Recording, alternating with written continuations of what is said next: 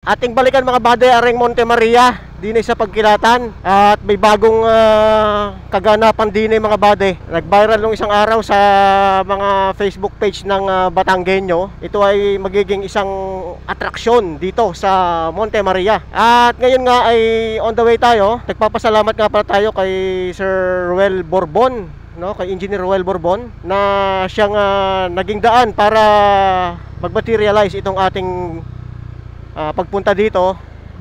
Ayan, dito tayo mga buddy sa pinaka-entrance. So kailangan lang natin ipaalam sa guard ang ating sadya dahil may appointment tayo mga buddy. Boss, may appointment ako kay Sir Jojo Pastor. Thank you. So ayan ang Monte Maria Shrine mga buddy. Itong pabilog na bakal na to, ito yung magiging isa sa mga attraction dito mga buddy. Ayan, mamaya malalaman natin kung para saan ba ito. Thank you. Ayun, dire-diretso na tayo dito sa taas oh. Wow, first time natin na nakarating dito. Yan, ginagawa ng mga buddy oh. Akala ko nung una roller coaster eh, pero hindi pala. Mas matindi pa pala dito sa roller coaster mga buddy. Wow, ang ganda naman dito. Ngayon ko lang nalapitan to.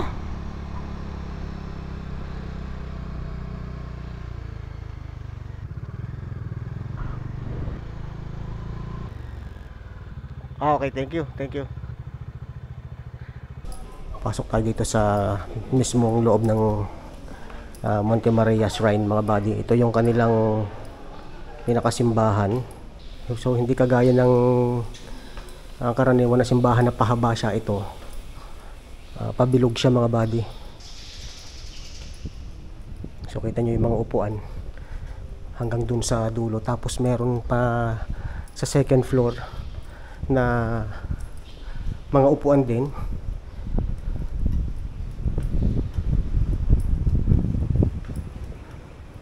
Ito yung unang beses natin na makapasok dito sa loob mismo itong Monte Maria Shrine. At nabanggit nga pala ni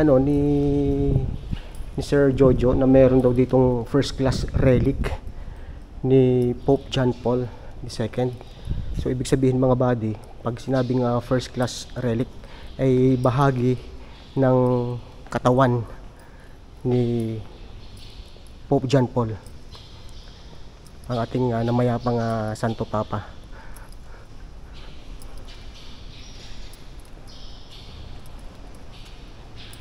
Ito nga pala si Sir Jojo, ang operations manager dito sa Monte Maria Shrine. Okay, so susubukan natin akitin hanggang doon sa 17th floor, doon sa mismong kamay ni Maria. At ito yung first time natin. So kung pupunta kayo dito, ang bayad kapag akit kayo ay 150. 100 pag senior. 100 pag senior, ayan. So hanggang 17th floor mga buddy, itong aakitin natin. Pagdating ng 15th floor, napasa tayo sa elevator, then maglalakad na tayo paakyat to sa hagdan. So first time natin ito mga buddy na maranasan na umakyat. So nasa 7th floor na tayo, 7th floor na. So 150 mga buddy kung kayo ay pupunta dito, no? Kung gusto nyo umakyat. At kapag senior naman ay 100 pesos. Yun. So dito na ako aakyat, no? Okay, thank you. So ito na yung aakitin natin ngayon. Ito na ata.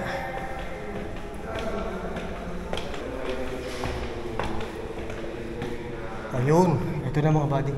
Dito na tayo sa mismong kamay mga buddy, no? Yun. Ayan ang mukha ni Maria.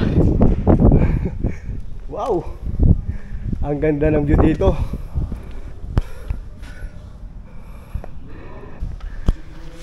So ito yung pinaka 17th floor mga buddy ng Monte Maria Shrine. Kita nyo naman yung view, no? Overlooking talaga. So dito naman mga buddy, dito sa dinaanan natin, 360 degrees din yung makikita itong view. Yan ang Batangas Bay.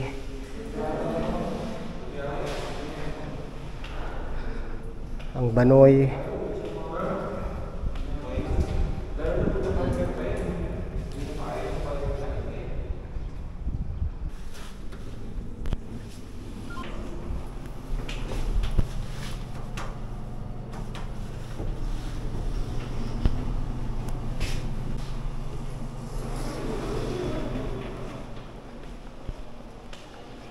We're here at the ground floor. So ito yung ano, yung ticket price sa view deck. Ito yung sinasabi ko sa inyo mga buddy na magiging attraction dito sa Monte Maria. Nakikita nyo yan hanggang dun. Akala ko noong una roller coaster siya, pero hindi pala mga buddy. So yan ay magiging ano, tourist attraction dito. Dito sa kabuuan ng lugar na to, magkakaroon ng mga structures dito. Ito na ang aabangan natin dito sa Monte Maria. Kasi nga viral yung mga post tungkol dito sa project na to. Napakalaking project mga buddy. Actually sa kabuuan itong lugar na to magkakaroon ng maraming improvement. Ang inuna talaga mga buddy ay itong ano, itong Miracle Walk na tinatawag. Akala ko noong una roller coaster. Kita nyo yung haba niya, no? So magiging ano yan, tourist attraction. Lalakaran niya ng mga tao na salamin yung flooring niya mga buddy. Tapos sa ilalim eh magkakaroon daw ng ano, parang may mga activities pa ng mga itatayo dyan. May mga sampulan dito ng structure na to na sinasabi na capsule. Yan, mas kitang kita natin dito mga buddy, oh. Ayan, oh, ilan na yung natito na inaayos na nila. So ito na yung position niya. Meron pa rin dito, oh. Nilalagyan na ng platform. Pero itong magiging unang attraction. So mula dito lalakad sila dun, oh. Tapos salamin yung flooring. Kung napapanood niyo sa mga video, yung mga tulay sa China, yon ganun mga buddy ang gagawin diyan. Ito naman yung pinaka restaurant nila mga buddy. At ito pala yung magiging project dito sa Monte Maria. Ayan, nakikita nyo yan mga buddy, tingnan niyo ganyang kaganda. Ito yun, oh, ito yung ating pinaliparan kanina mga buddy, oh. Meron pang ano, water park. So kapag kayo nagugutom, pwede rin kayo dito kumain. Ayan, meron sila ditong mga pwedeng orderin na pagkain mga buddy. At syempre souvenir, kung gusto niyo mag-uwi ng mga souvenir, meron din dito. T-shirts, ayan, may mga ano, may mga pagkain din dito mga buddy, oh. Ito naman yung pinaka-counter. Okay mga buddy, nandito tayo ngayon sa opisina ni Sir Jojo Pastor, ang operations manager nitong Monte Maria Shrine. Sasabihin niya sa atin kung ano pa yung mga i-expect natin dito sa Monte Maria Shrine. Dahil nga nagsimula ito noong 2013 natapos ng 2019. Dapat dito gaganapin yung 500 years ng Christianity. At sana iimbitahin pa ang ating Papa Francisco para sa event na iyon. Hindi nangyari sapagkat dumating nga sa atin ang COVID. So ngayon, napakarami ditong developments na nangyayari.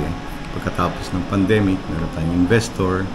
So pinakita sa inyo ni Eman kanina yung glass walk na sinasabi niya. Ang tawag namin doon ay Miracle Walk. So it's the first cantilever parang hanging bridge made out of glass, no, yung kanyang tungtungan.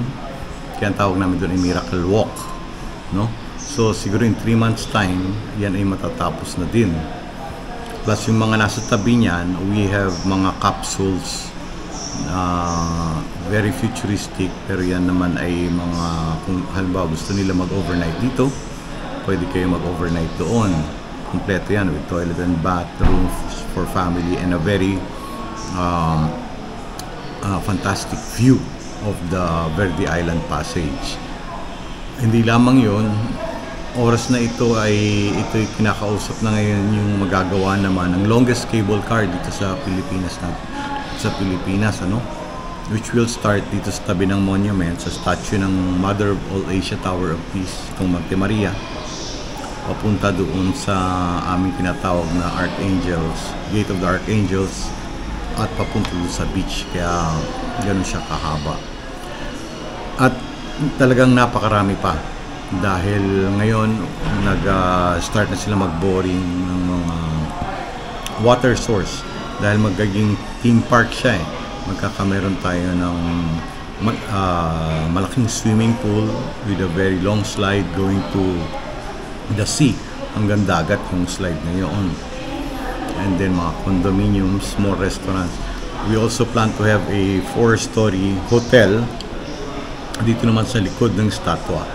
4-story lang para hindi naman ma-overpower yung taas ng statwa. Ayun, ang mga developments na nangyayari. Kaya talagang it's worth the visit. Marami tayong dapat abangan dito sa Monte Maria Shrine, no? At lahat ng mga makikita natin ngayon dito ay sigurado magi-enjoy yung ating mga yung ating mga kababayan, hindi lang mga Batanggenyo, pati buong Pilipinas. Kaya kapag natapos yung nga sinasabi ni Sir na Miracle Walk, abay talagang mas dadayuhin itong Monte Maria. Okay, so let's go mga buddy, nakapunta na tayo dito sa Monte Maria Shrine. At na-i-reveal na sa inyo ni Sir Jojo yung mga development dito sa Monte Maria.